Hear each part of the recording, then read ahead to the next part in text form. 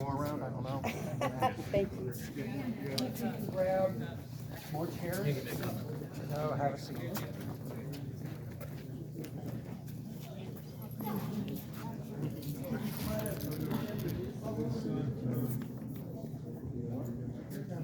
It's for you. No, you're fine. I just don't want you in the I sun. think we're ready to begin. To those who are visitors or guests, I want to welcome you to the terraces of Phoenix. For those of you who are residents or staff, I just want to say hi, y'all. Hi, y'all. There seems to be a tradition here that everybody is referred to by first names. And so I will carry that tradition through this ceremony. My name is Roy, and I will be your tour guide through the ceremony today. A little bit of background. Where you sit, this courtyard, somebody had a master design when they built this building. It has unique, separate locations where people can gather. It has flowers, trees, and it is tied together by a pathway of design. For many, this is considered the most attractive outdoor part of the terrace's total facility. It is truly beautiful. When I first moved here, living in an upstairs apartment, I could overlook this. And everything seemed like it was properly in place. Until I came to one thing, and that was a stick or a pole that was sitting rusted and ugly just down the way. I inquired of old residents and then of older staff. Could they tell me what that was? And universally, I got the same answer. What stick? People had walked past this object over many, many years and didn't even have it as part of their vision of the facility. It left a challenge to wonder, what was this stick? And later, when you look, the only clue was a dirt-covered plaque that sat on the base of the stick.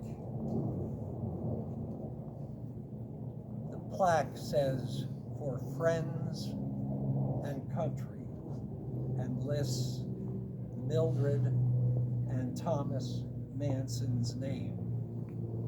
And that was the only clue we had.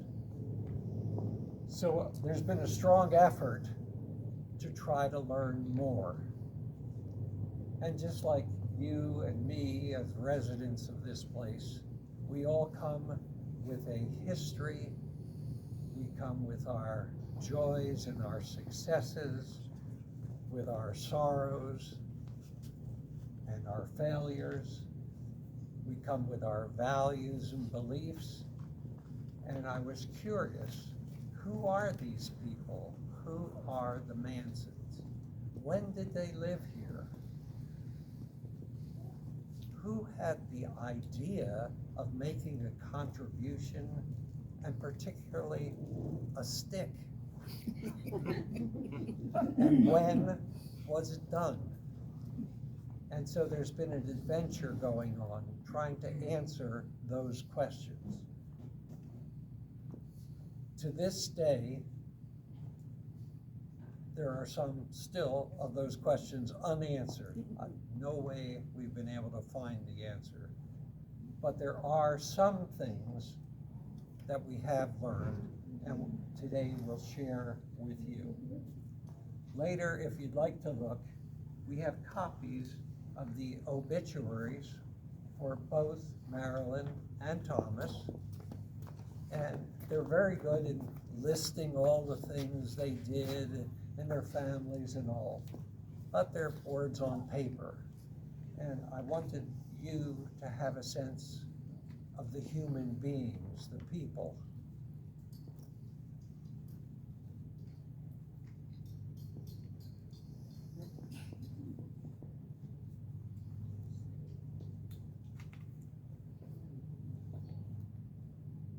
The Mansons had 3 kids.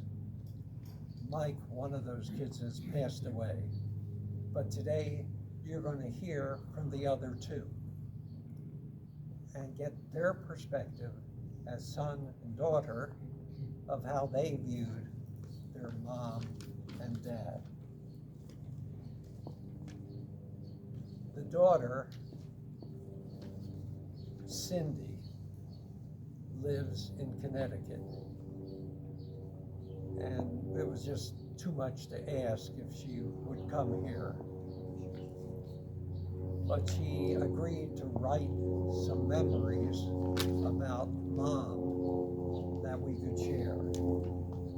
And so before I address that, I want to share one small memory that I dug up that just blew my mind. Imagine Marilyn, high school graduate, off to college, brand new, maybe 18-year-old kid, going to Iowa State University. Big school, single young woman coming aboard. There was a one-line note that I found. Marilyn became the first female drum majorette for the Iowa State Marching Band and the only female drum majorette during her tenure there. Think about that. 18-year-old, she must have been rather good physically to be able to do those things. She must have had a good sense of music and rhythm to do those things. But most important, she must have had some iron or steel in her to go to a band that was male, all male, and say, I'm in. I'm in. And prove that she can be in. That's an image of her that I pulled out of the material that we've been able to find. Now I want you to hear what her daughter has to say. And I've asked Gigi if she would read what has been transmitted. Good afternoon, everybody.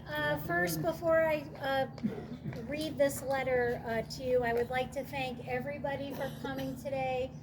This means so much to all of us here, staff and residents alike, and I would like to say a personal thank you to Roy, because this all started a couple months ago when he called me out here into the courtyard and said, what's this? And I'm like, I don't know. And then little did I know that a few months later, all of you would be here. So thank you so much, and especially thank you to the family for coming and making the trip. Okay, we received this letter from Cindy, and here it is about her mom. Marilyn Hughes Manson was a person of great compassion, empathy, and a love for others. Marilyn organized presents to be given for each child at the orphanage Sunshine Acres. A new set of underwear, a shirt and pants were so special to a child that never wore something new. These would fill my house before going to the orphanage, making me realize my wishes were not so important. She also started Arizona Friends of Foster Children, an organization that provided a foster child normal childhood activities like piano lessons, baseball uniforms, a prom dress, and college scholarships. Her greatest love was for her family. She was a fierce protector and an advocate, always there with a hug and kind word. I'm getting choked up. Sometimes with a steel backbone. Marilyn and Tom held together strong even during extreme hardships and lived by the golden rule.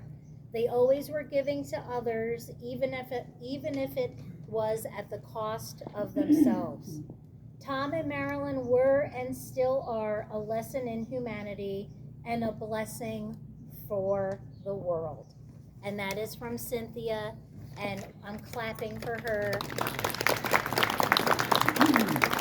And thanks again, everybody. Appreciate y'all coming. Next, we'll hear about Dad. Heard about Mom, and want to hear more about Dad. And the good fortune is that Son lived nearby, and when I reached out, Son said, "Hey, I'd be glad to come." And sure, I'd be glad to say something about my dad. I want to introduce Tom.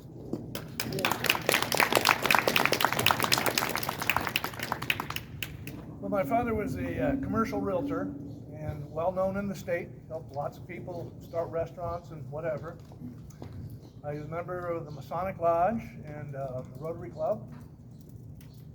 But one of the things that's always caught me, wanted to share with you, is this picture of my dad. Wow. A lot of people don't think of him as a cowboy.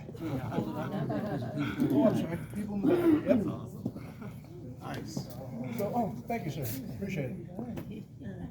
Anyway, he grew up in Lansing, Michigan, and duck hunting and boating and horseback riding. Did a lot of stuff there. My grandfather had a couple of apartment complexes, and he was a lumber distributor. And he really wanted to be a rancher. He literally sold everything. My dad drove the trailer with the horses, heading to Arizona to find a ranch. They had no destination. They just sold everything and head out this way. On the way, they stopped at Albuquerque, New Mexico, and discovered there was a ranch south of there. They went and checked it out, decided they were going to buy that ranch. With that, they took my dad to ASU, set him up with an account, everything else, and went back to the ranch. And they had no phone. He just dumped him off at ASU, and here you go. Anyway, we used to go to the ranches and help with roundups when we were kids. Had a great time doing all kinds of stuff, learning about milking and how to make butter and all kinds of ranch stuff. Anyway, he got involved with the Scouts quite extensively. My brother and I are both Eagle Scouts, and assistant Scoutmasters. And most Scout troops are 12, 15 boys. His troop grew to 100 boys. Most Scout masters, like this fine young man here, stick around long enough for their sons to graduate, become Eagle Scouts, 4 or 5 years. Well, he had 2 sons, so it should have been 8 to 10 years. Well, he's a Scoutmaster for 25 years. So he really stuck it out. Only one person I knew of that stuck it out longer than him was a man named Mr. Vogel. And he was the CPA for Maricopa County Scouts for over 50 years. So there's a few good men dedicated to lots of years helping the Scouts out. We did lots of stuff. Hiking was our main thing. With that many boys in the troop, our hikes would involve 40 to 50 boys. It was really big. And that was something to see that you won't see any other time, because you start on a trail down into a ravine or a valley, where a river is, and you got that many boys with all these colored backpacks, looking like a snake going down that ravine. It was just awesome. I remember one time we had gone to the place, and lo and behold, a nudist colony had set up. And here's my dad with all these young boys in a nudist camp, and we're trying to keep away.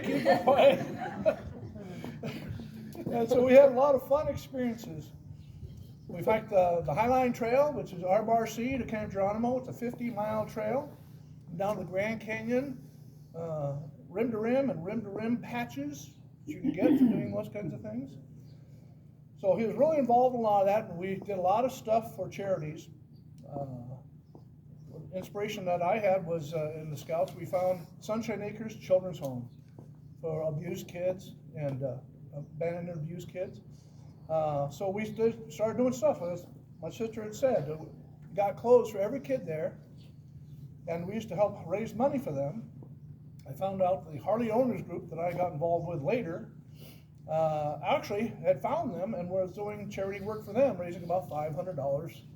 Well, the lady that was doing that was retiring and going to New Mexico, so I took it over and we made it a charity auction. I raised $10,000 a year for 11 years. And then I found out that McDonnell Douglas Boeing, the company I worked for, was right next door to Sunshine Acres and it does charity work. Didn't even know they were there. So I introduced them to them, and to this day, Boeing still does charity work for Sunshine Acres. So we've all done a lot of charity work. Latter years, I was able to help Michael's Garden. It's the adults with Down syndrome. And so we raised $6,000 for them for every year, our little Harley group over here on the west side. So that's what I wanted to bring you up to speed on my dad, how personal he was, the cowboy that he was. The fun story that gets told is when he took my mom to the ranch for the first time. Her dad was a vice president of Swift & Company, the meat packer, and they had steaks. She didn't like steaks. She gets over to the ranch with him and says, "Oh, you gotta have a steak." Well, it's the first time she ever had a rare steak. Her dad had always made them well done. Now she discovers she loves steaks. And my dad, showing off to his bride-to-be, or bride at the time, I think, was out there dealing with a bull in an arena, and the bull turned on him. So he hustles his ass to the fence, leaps over, flies over, and lands flat on his back, knocks the wind out of him, and the bull puts his head over the thing and snorts in his face. And this was my mom's first experience with a cowboy. So anyway, it's been wonderful. My mom's a great woman. She's started the Friends of Foster Care, and I won't go into that other story. But anyway, good people, love to be associated with them, and glad we could all be here to share the story with the American flagpole that was a stick.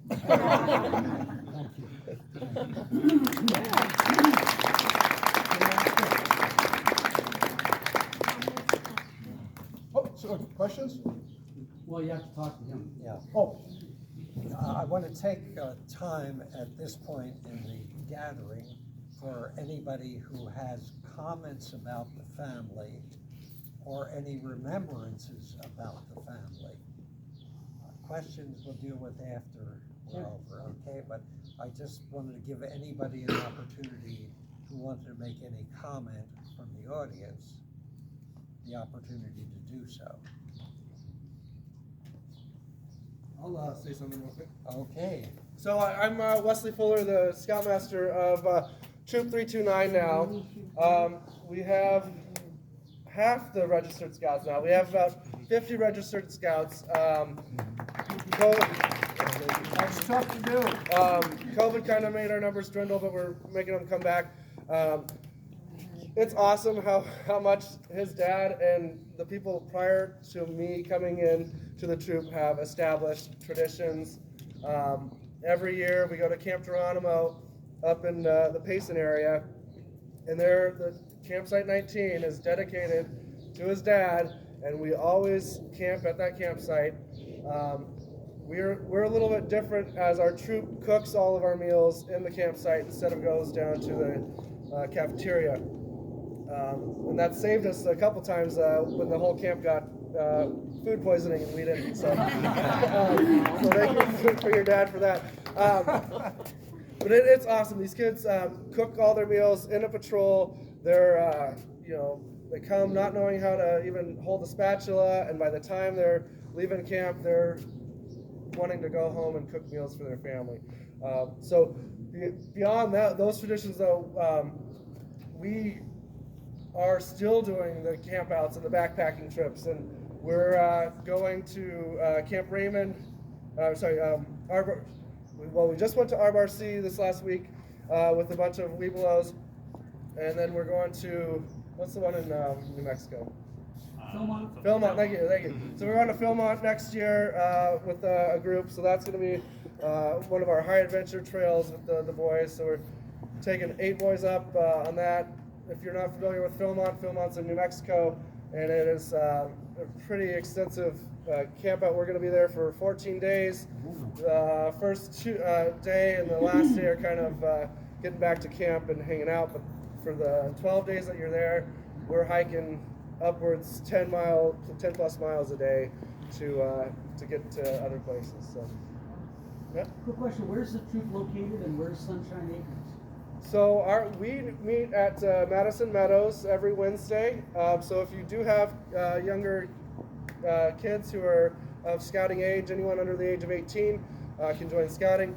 So Madison Meadows, we meet from 6:30 to 8 o'clock every day, or every Wednesday. And then we do a camp out once a month. So. And then the other one was where's Sunshine Acres? Sunshine Acres is out by Falcon Field on the east side of a mesa. Okay, thank you. Yeah, but I want to just thank your father for establishing a well-organized troop.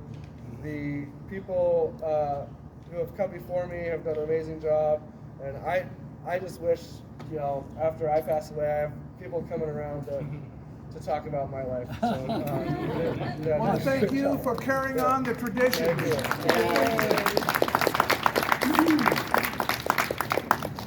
One of the little sidebars about the troop, during Bull's tenure as the scoutmaster, over 45 kids became Eagle Scouts.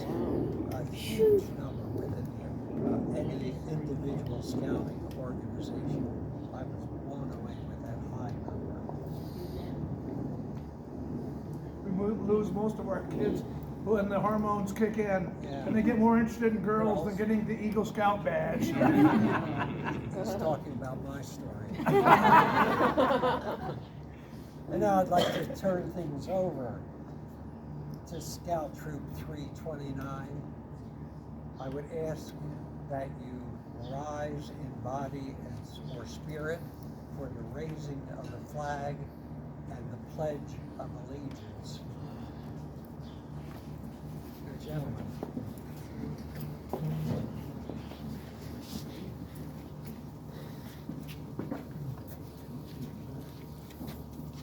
Colored guard, advance.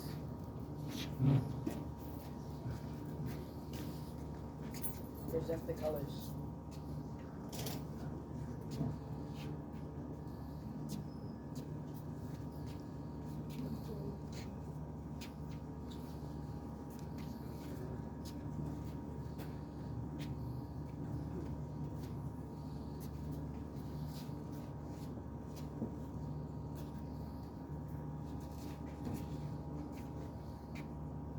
Post the colors.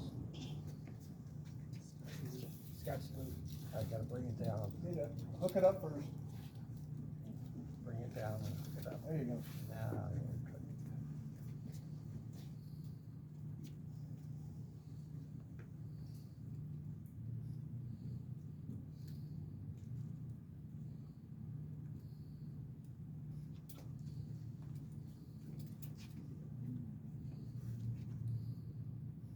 clip is hard. Yeah. I've got the same ones at home. Let him know.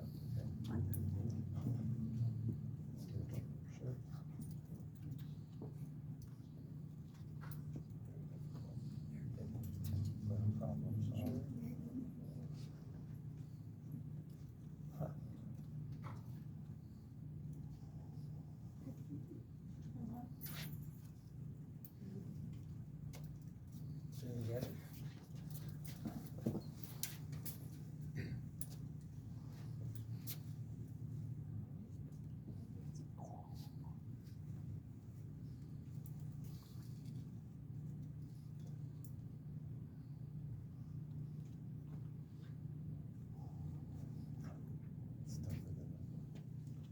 We've got several at home that are like that.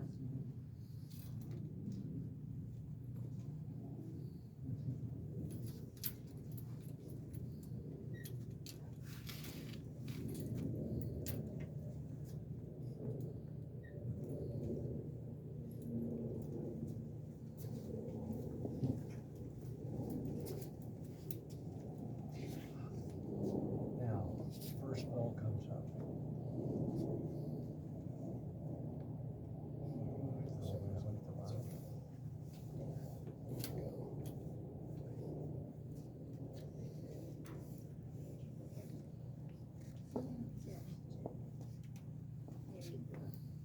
This clips are, They're a real bugger. Yeah. he replaced the clips because the old ones were rusty. Mm.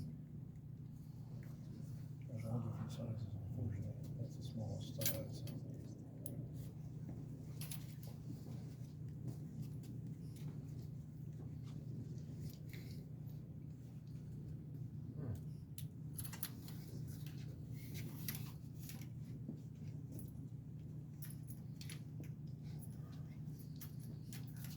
One more.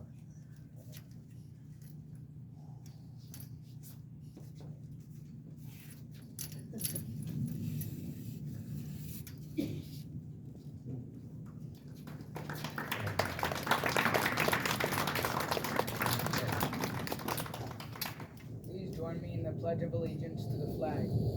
I pledge allegiance To the flag of the United States of America, and to the republic for which it stands, one nation, under God, indivisible, with liberty and justice for all. I'd ask you to remain standing and join with one of our staff members, Serena, leading us in the national anthem. Serena?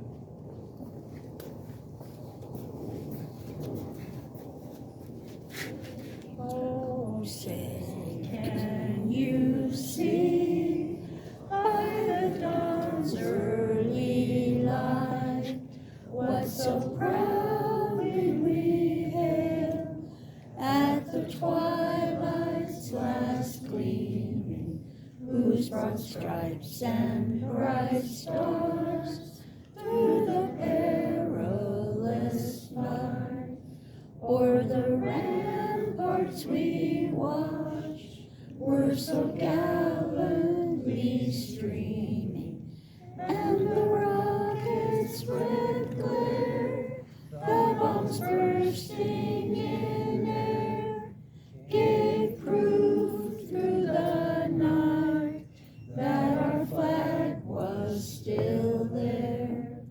Oh, say does that star-spangled banner yet wave o'er the land of the free and the home of the brave? Thank you, Serena. Thank you, Serena. Thank you, Truth. You may be seated. I want to take the moment to thank a few people. Norm and his crew literally disassembled the rusty old stick, refurbished, replaced parts on it, repainted it, and it looks like it's brand new. And I deeply appreciate the work that Norm and his crew did.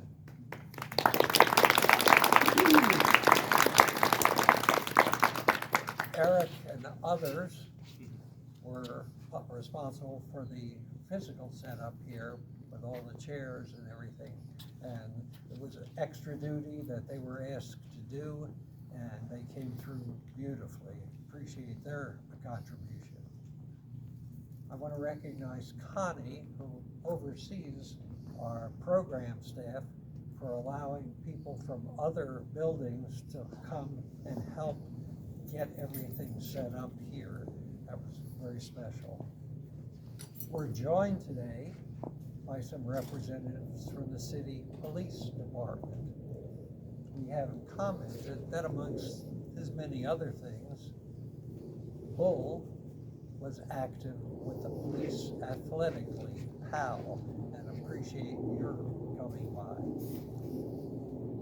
And finally, the person who really put all the physical part of this together and just thought of every detail and took care of it. And I'm forever grateful to our special program coordinator extraordinaire, Gigi. Thank you.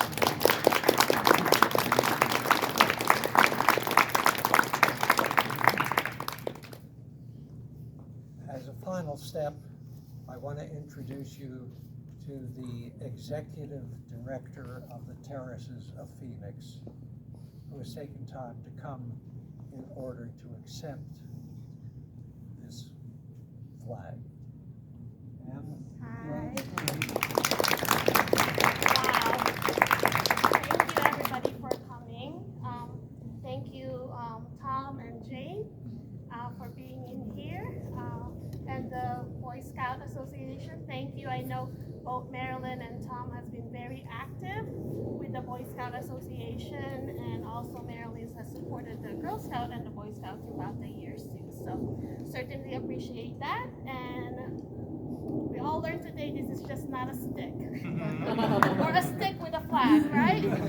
So it certainly symbolizes, you know, a commitment, dedication to our country, our nation, and what it stands for.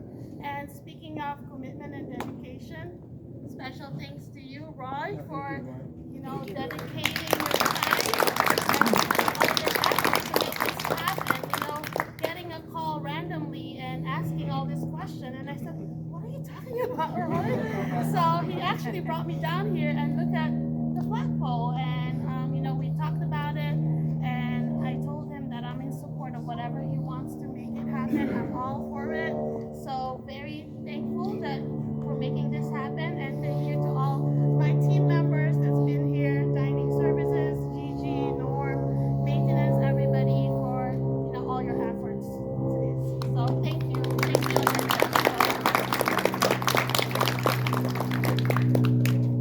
This closes our formal part of the ceremony. We have refreshments of all kinds out on the table. The obituaries are here if you'd like to learn more.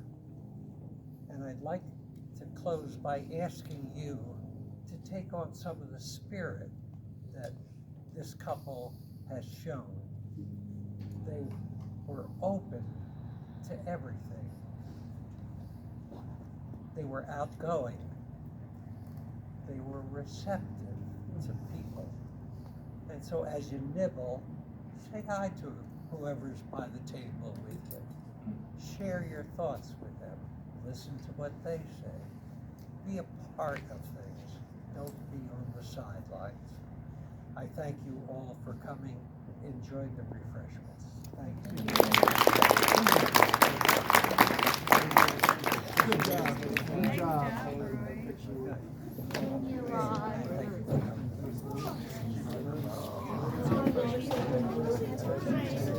So which one of your scout So I'm John Christian. I was a scout a long time ago. Thank you so much for taking the time.